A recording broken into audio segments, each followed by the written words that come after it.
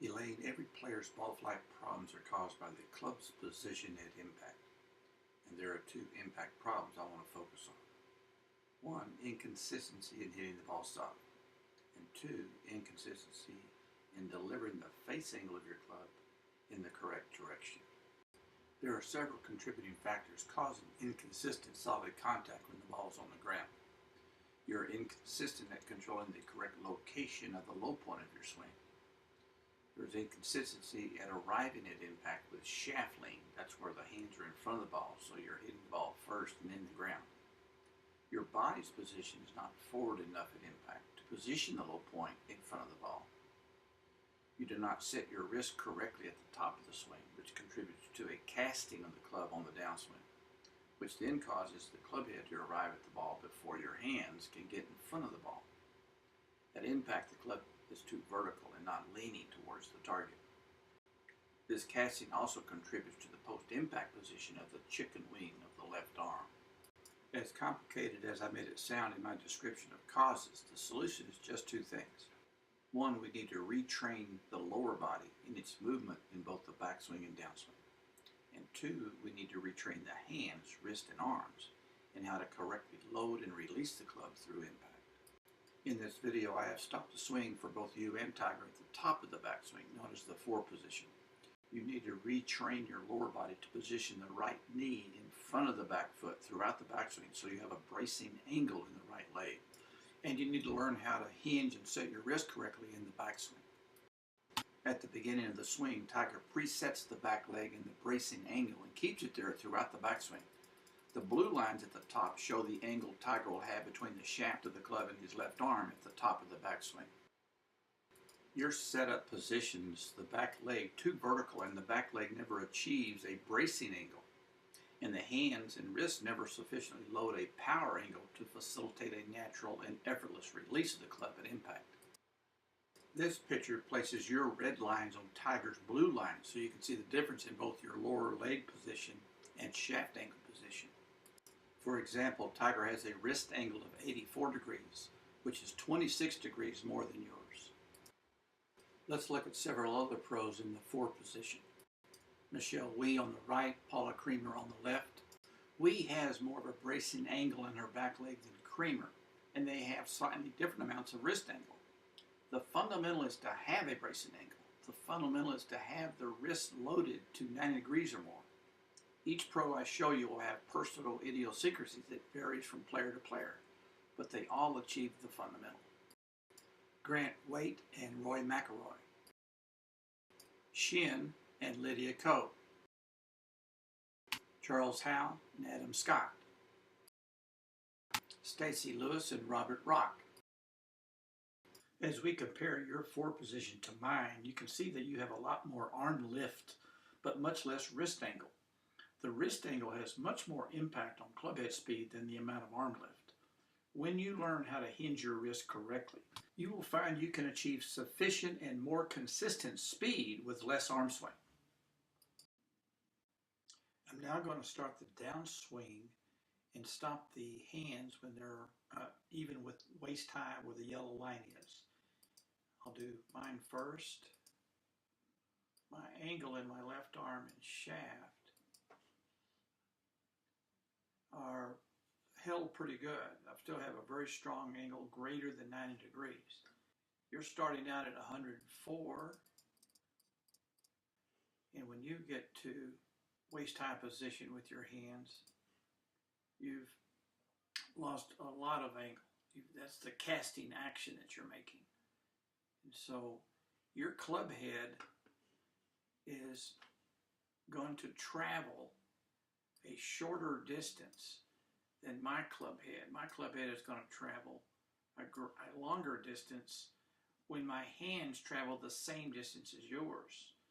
And the result of that is that the club head will go a lot faster. So that when you can retain your angle longer, what they call delay the hit, then you will have more club head speed with less effort. But all of this requires you to grip the club in the proper way so that you can hinge your wrist in the proper way. I'm now going to take the club to impact. I've drawn a blue line where the ball is.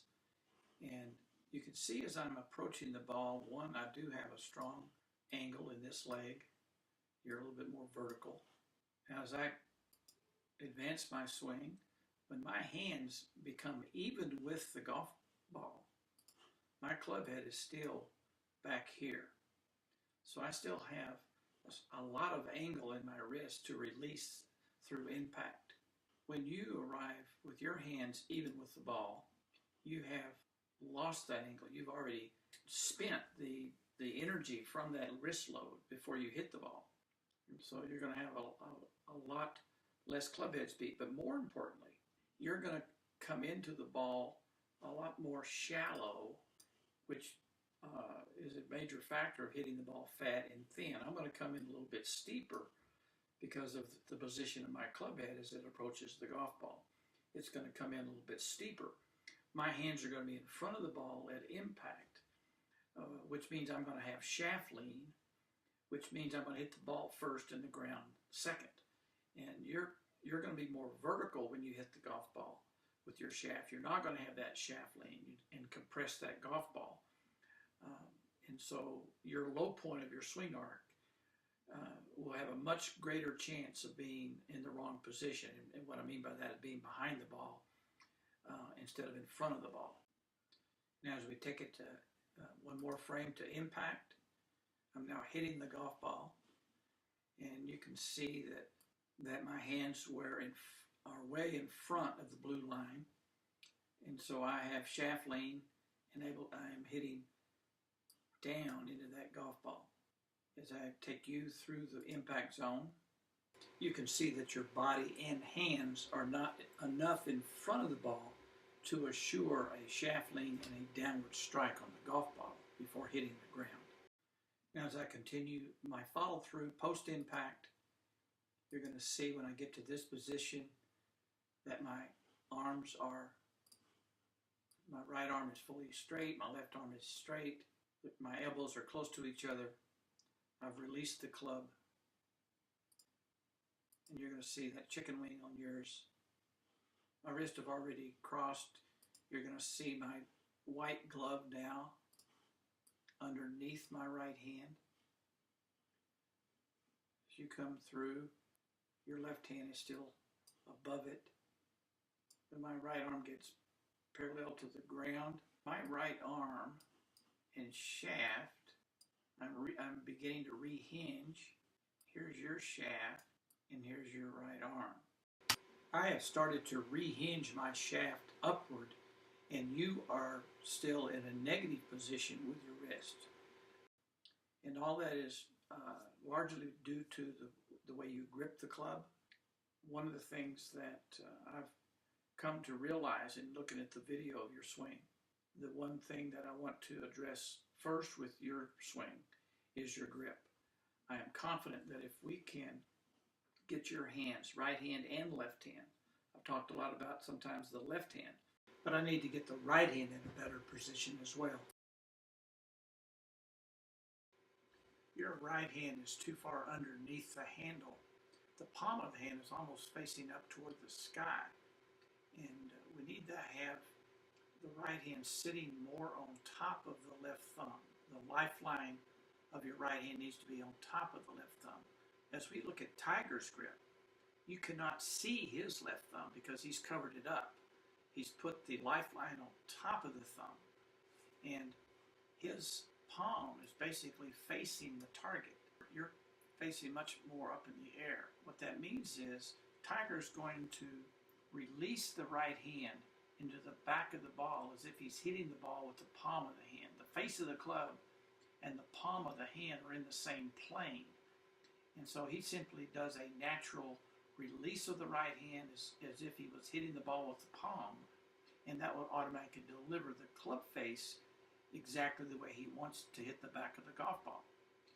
Because you have set the club square to the ball, but your right hand underneath the handle, you cannot release the right hand into the back of the ball because that would rotate the club face closed. And you can't afford to do that. Now sometimes you do release it, and that's when you hit the ball too far left. But the only way you can try to control the direction of the shot is to try to resist the release. You've got to make sure that when you come through impact, that your right hand comes through impact sideways. You cannot let it square up with the palm, because that would cause the club to close. And so you're going to have very inconsistent directional striking of the golf ball, because you can't do a natural release of the right hand. Sometimes you'll release the right hand and it'll go left. Sometimes you'll resist releasing it just right and it'll go in the direction you wanted.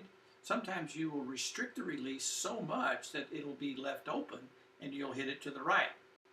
The one thing you can't be with that grip is to be consistent.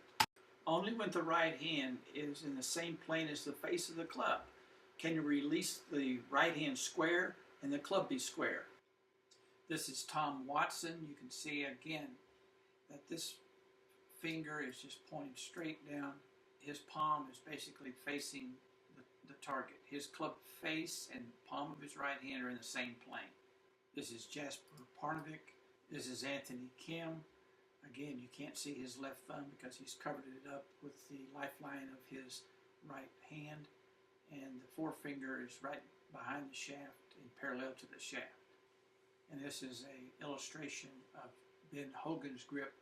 It's almost a piece of art as far as I'm concerned. I think Ben Hogan had one of the best grips there was. In my view now, the only thing I want to work on with you is your grip. And once you learn how this feels, learn how to hold it differently than you're currently holding it, and you learn how to deliver the club face square to the ball with a square right hand, you're going to find yourself being able to release that club hit without the fear of it going left. Right now, subconsciously, you can't really do a release of the club because it would go left. And so you've had to resist the release. You had to train yourself to not release in order to have any chance of hitting it straight.